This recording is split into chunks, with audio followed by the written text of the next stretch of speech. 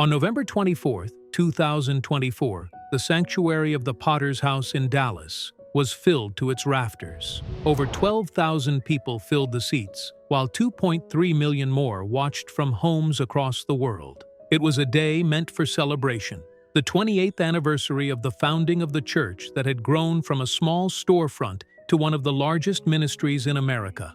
The choir had just finished a song about divine strength, and Bishop T.D. Jakes stood at the pulpit, radiant and commanding as always. His sermon was titled Strength and Weakness, and for the first hour, his voice boomed with conviction. But at exactly 10:37 a.m., the unexpected happened. As he reached the words, "O Lord, my strength, my Redeemer, let them go in peace," his voice suddenly faltered. The microphone slipped from his hand, clattering onto the wooden stage. His eyes rolled back, his tall frame trembled, and the color drained from his face. In an instant, the energy in the room collapsed into panic. People screamed, others prayed, ushers rushed forward. 3 elderly members fainted from the shock. Cameras kept rolling, broadcasting every terrifying second. Dr. Mariah Stevenson, a cardiologist sitting in the front row, sprinted onto the stage and checked his pulse. "He's losing it!" she shouted. The church's emergency plan, Operation Shepherd Staff, was activated within seconds. Security cleared the aisles, creating a path through the thousands of worshipers. Paramedics arrived 4 minutes later, and within 7 minutes, a helicopter lifted from the church helipad, racing toward Methodist Dallas Medical Center. For millions watching the live stream, the image of T.D. Jakes being airlifted away would haunt them for months.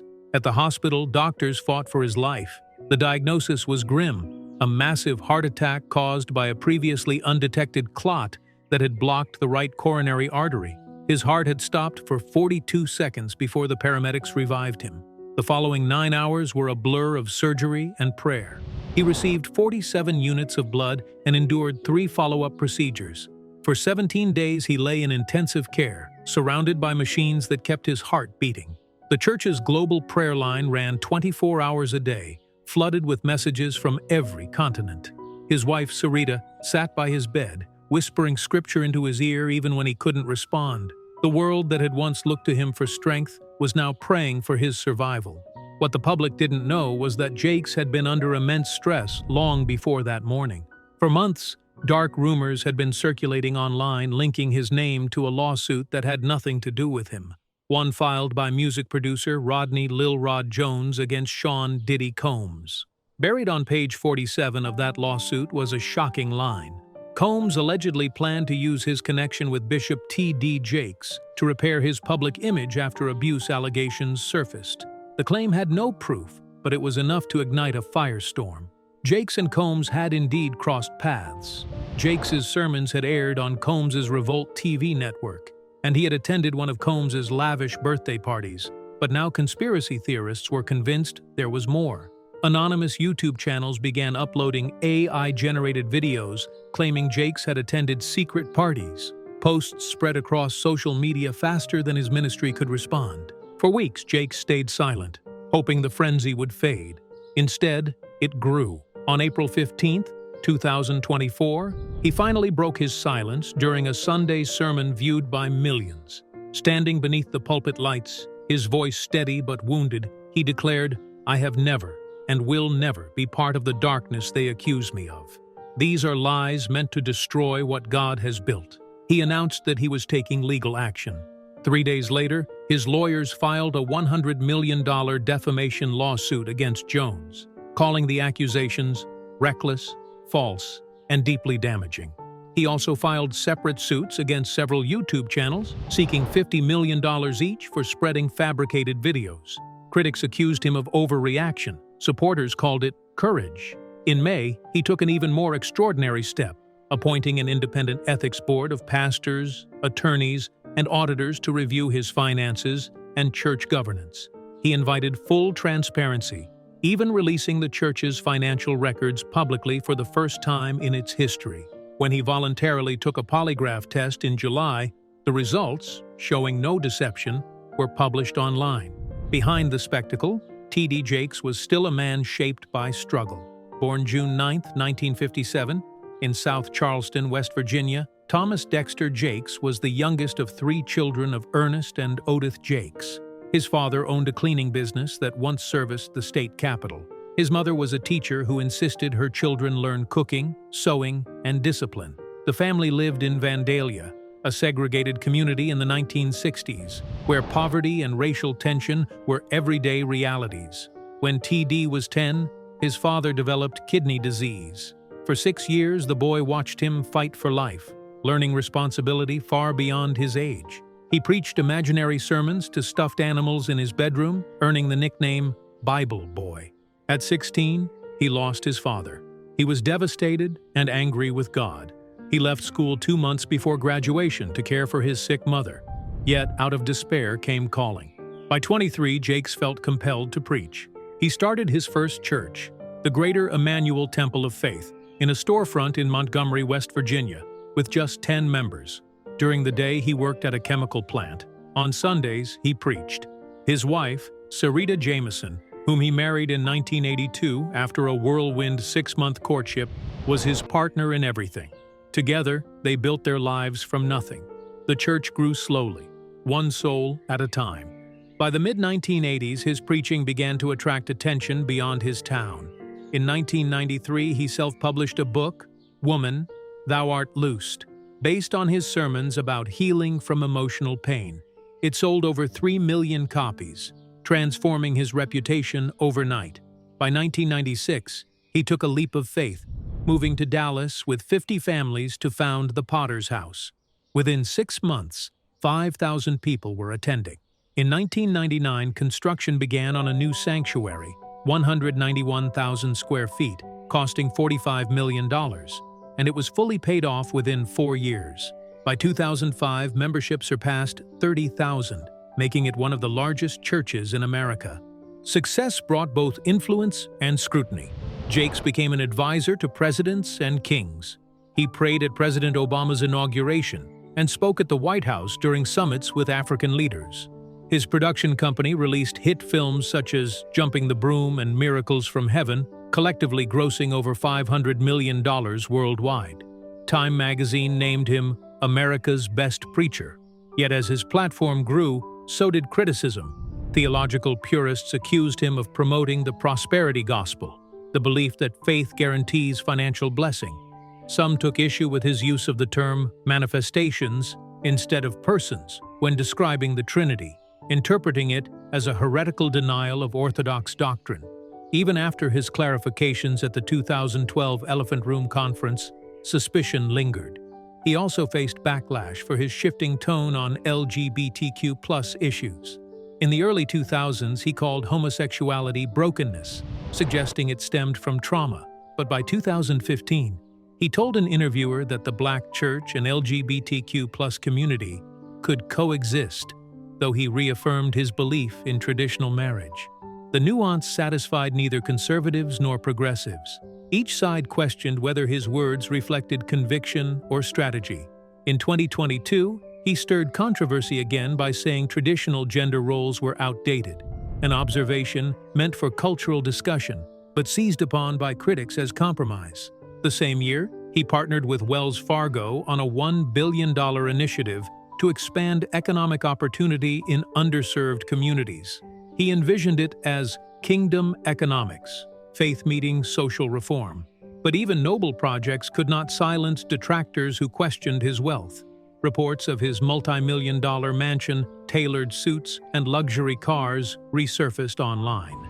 In some corners of the internet, his image as a spiritual leader was reduced to a meme symbolizing megachurch excess. By late 2023, when the Diddy-related lawsuit appeared, the ground was fertile for scandal. When Jakes collapsed that Sunday morning in November, all those threads, the health pressures, the online hostility, the sleepless nights, converged. The doctors later said the stress had likely been building for months.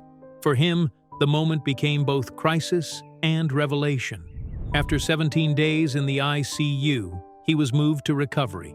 He underwent cardiac rehabilitation and oxygen therapy, spending hours each day walking, meditating, and dictating notes for a new book.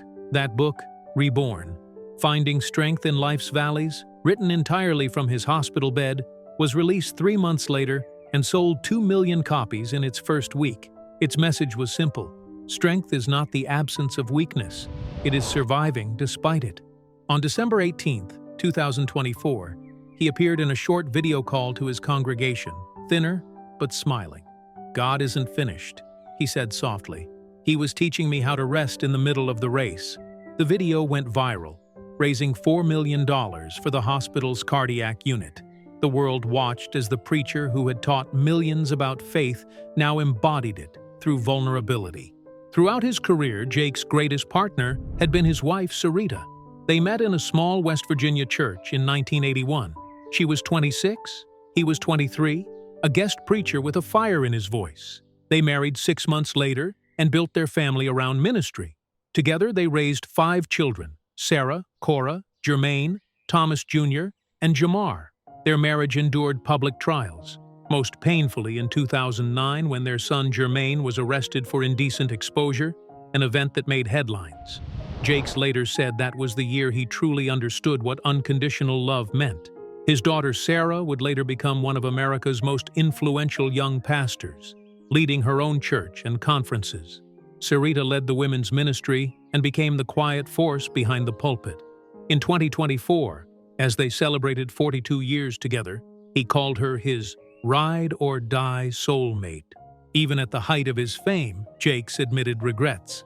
He once confessed that his work schedule, 4 sermons each weekend, constant travel, and business ventures, had caused him to miss important family milestones, including his son's high school graduation.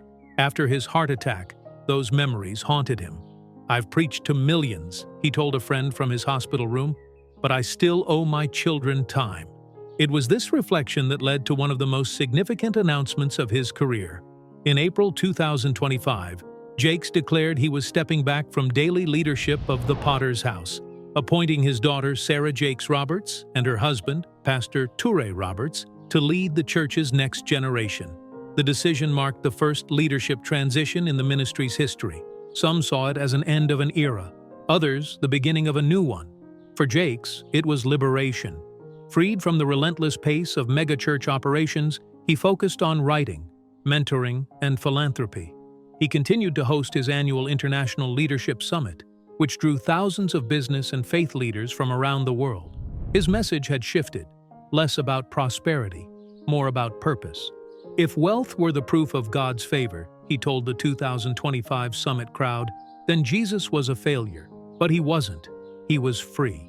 Meanwhile, the $100 million defamation lawsuit slowly moved through the courts. Though legal experts doubted he would recover such a large sum, they acknowledged the case had already achieved its aim: clearing his name. By late 2025, independent journalists confirmed that no evidence connected Jakes to any misconduct mentioned in the original filing. Several YouTube channels quietly deleted their videos. The online storm subsided, replaced by sympathy for the preacher who had nearly died under its weight. Yet the episode left deep marks. Attendance at the Potter's House dipped briefly during his hospitalization, but surged again when he returned to the pulpit on New Year's Eve 2024. That night, 18,000 people packed the sanctuary, and 11 million more joined online.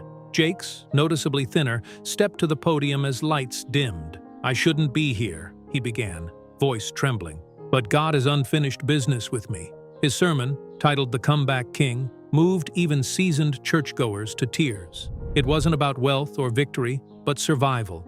He spoke of heart monitors, hospital corridors, and the sound of his wife's prayers. "I learned that resurrection isn't just for Easter," he said. "It's for every time life knocks you down." In private, he confided to friends that he now saw his collapse as divine mercy. "If God hadn't stopped me," he said, "I would have worked myself to death." From that realization, he restructured his organization.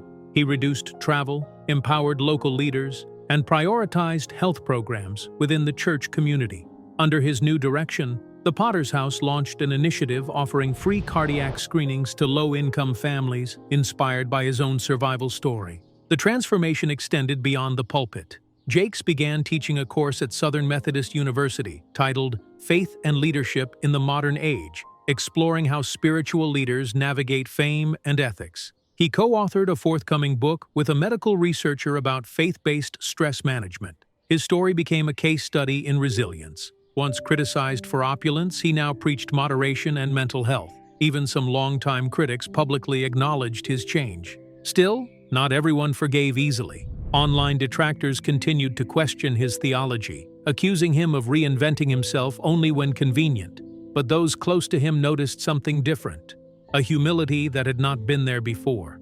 Gone was the booming voice that filled stadiums. In its place, a quieter tone that drew listeners closer. "Sometimes God lowers your volume," he told a congregation in May 2025, "so that the people who truly need to hear you will finally listen." His recovery coincided with major changes in the broader religious landscape. Across the country, attendance in traditional churches was declining, yet digital faith communities were exploding. Jakes had long been a pioneer in technology, streaming his sermons globally, and by 2025 he was developing an AI-driven platform that translated his messages into 30 languages in real time. The same technology that once spread lies about him was now being redeemed to spread hope. Through it all, his marriage remained a cornerstone. Sarita often joked that God gave her a 6'3" assignment and she wasn't done yet. Together they appeared in interviews discussing how faith sustained their union through fame, scandal, and sickness. Their testimony resonated with millions of couples navigating similar storms in private. "Our marriage," she said, "is proof that miracles don't always happen at altars. They happen in kitchens, arguments, and forgiveness." By autumn 2025, the bishop who once seemed unstoppable had become a symbol of perseverance. His ministry's finances stabilized, and his influence, though tempered, grew more respected. In October, he announced that all proceeds from his next book would fund scholarships for single parents pursuing higher education. The move mirrored his own journey, raised by a teacher, shaped by hardship, determined to give others a chance. When asked by a journalist how he wanted to be remembered, he paused for a long time before answering. "Not as a man who built a megachurch," he said, "but as someone who refused to let pain have the final word." That sentiment echoed through every sermon thereafter. The world that had once associated T.D. Jakes with prosperity now saw a man who had wrestled with loss, controversy, and near death, yet found grace within all of it. His voice, once silenced mid-sermon, returned stronger, though softer. He often told his congregation, "The same heart that failed me now fuels me." The collapse of November 24th was no longer just a medical emergency, it had become metaphor. For years he had told people that broken things could be mended by the potter's hands. Now he was living proof. When the lights dim each Sunday at the potter's house, and his image fills screens from Dallas to Dubai, there is a moment when silence falls before he speaks. Everyone remembers the day the voice stopped. And when it returns, steady and sure, they remember that miracles don't always arrive with thunder. They arrive with breath. In the end, the heartbreaking news that once shook millions became the starting point for a greater testimony. Out of scandal came integrity, out of weakness came renewal, and out of silence came the sound of a preacher who finally understood the full weight of his message. Bishop T.D. Jakes stands not merely as a survivor of a heart attack or a victim of false rumor, but as a man redefined by grace. His story continues, a reminder that even the mightiest voices sometimes must break before they can truly heal. In the months that followed, something remarkable happened. Attendance at the Potter's House began to change, not just in size, but in spirit. People came not for spectacle or celebrity, but for connection. The sermons were less about triumph and more about transparency. Where he once thundered about destiny, he now spoke softly about endurance. "Faith," he said one Sunday morning in June 2025, "isn't what you have when everything works. It's what's left when everything breaks." That message struck a generation drowning in noise. Young adults who had abandoned organized religion began tuning in again, not to be impressed but to feel understood. His vulnerability made him human in a way his perfection never could. College students quoted his words across TikTok and Instagram. Snippets of his slower, gentler sermons began trending under hashtags like #faith after failure and #Jakes reborn. Suddenly, the man once accused of being too polished had become a symbol of raw, honest faith. As his physical strength returned, Jakes launched new outreach programs inspired by his recovery. One initiative, called the Second Heart Project, provided funding for mental health counseling and stress management training for clergy and faith leaders, a population silently suffering burnout and breakdowns. Within 6 months, over 800 pastors enrolled. "If I had learned rest sooner," Jakes said at the program's launch, "my heart might not have stopped, but maybe God stopped it to teach me how to live." He also turned his near-death experience into a movement for wellness. Partnering with cardiologists and psychologists, he hosted faith and health weekends at the church, blending scripture with science. Tens of thousands attended, including skeptics who had never stepped foot inside a church. His message was disarmingly simple: take care of the vessel, because even anointing needs oxygen. Media outlets that once sensationalized his fall now celebrated his comeback. In late 2025, Time magazine ran a feature titled "The Reinvention of T.D. Jakes: From Power to Presence." It chronicled his transformation from global preacher to spiritual elder, comparing his later life to that of figures like Nelson Mandela and Billy Graham in their reflective years. The article concluded with a striking line: "In losing his strength, T.D. Jakes found his voice." But even as his legacy ascended, Jakes remained grounded in gratitude. On Thanksgiving Day 2025, he returned to the very hospital that had saved his life, not as a patient, but as a benefactor. He donated $3 million to expand its cardiac research unit, renaming it the Ernest Jakes Center for Hope in honor of his late father. Surrounded by doctors and nurses who remembered the desperate fight for his heartbeat, he wept openly. "You gave me time I didn't earn," he said through tears. "I want to spend it wisely." When he later walked out of the hospital that day, a group of patients applauded quietly from the windows above. For a moment, the man who had once stood before presidents and prime ministers paused under the Texas sky, his hand over his heart, whispering something only he and God could hear. That evening back at home, Sarita cooked his favorite meal, fried catfish and collard greens. They sat on their back porch overlooking the Dallas skyline, the city lights flickering like candles. "You know," she said, her voice warm but firm, "God gave you back to me once. Don't make him take you again." He laughed softly. "I won't," he promised. "This time, I'll listen when he whispers." As 2025 drew to a close, Bishop T.D. Jakes' story stood as living proof that even broken vessels can pour out grace. What began as heartbreaking news had become a worldwide testimony, a reminder that faith is not about avoiding the valley but surviving it with purpose.